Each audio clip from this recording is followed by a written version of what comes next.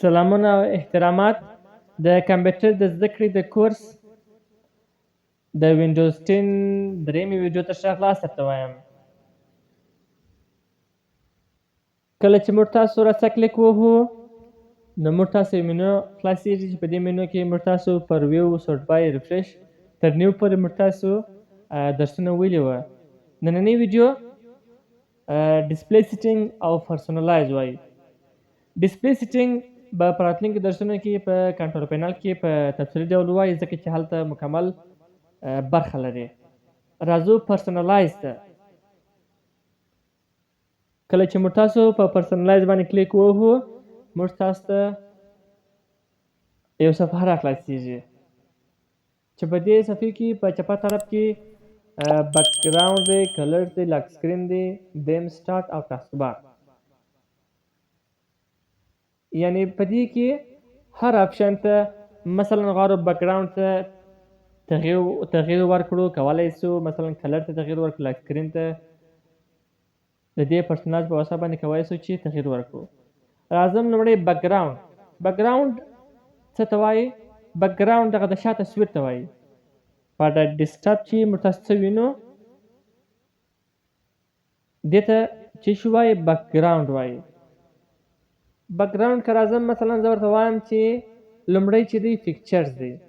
په پکچرز کې لاندې خپل عکسونه شته، د وینډوز 10 خپل عکسونه دي. که چیرې هغه غواړې نو په هغه باندې کلیک کې هغه په اتومات ډول انتخابېږي.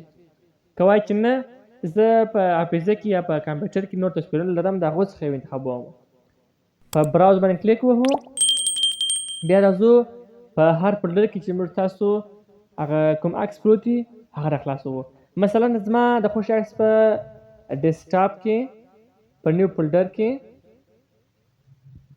په پانل پروجیکټ یو عکس پروت دی چې زما خوښیږي، د آیفون عکس دی، هغه زه انتخابوم.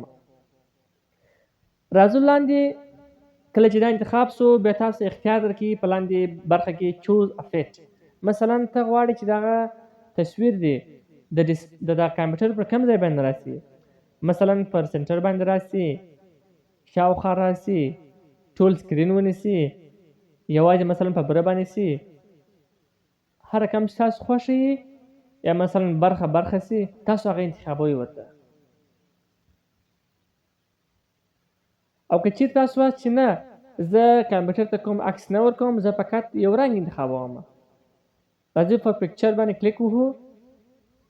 سولید کلر موږ تاسو ته بیا اختیار راکوي چې تاسو کوم رنګ انتخابوئ. دلته ځینې رنګونه دي که چیرې تاسو په دې کې کوم رنګ خوښ شو هغه انتخابوئ، که نه راځئ کسټم کلرز، یعنې زه غواړم چې خپل په خوښ ته یو رنګ جوړ کړم، بیا په هغه باندې کلیک وهئ او خپل د خوښ رنګ ټاکئ. کله چې لاندې راسو دلته نور آپشنونه هم شته.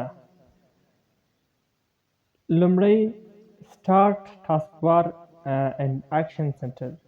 کله چې په دې باندې چیک مارک ووهئ نو لاندې ساحه که تاسو وینئ د ټاسک بار ساحه د دې رنګ هم هغه رنګ ته اوړي. کوم رنګ چې تاسو انتخاب کړی دی که غواړئ چې دا رنګ هم هغه رنګ ته واوړي د ټاسک بار رنګ نو په دې باندې به کلیک وهئ او دا به ټیک مارئ. او دغه څخه وروسته ټایټل بارز دی. ټایټل بارز د نامه څخه معلومیږي چې د عنوان هغه سطحې او هغه برخې ته وایي، هغه پورتنۍ سطح.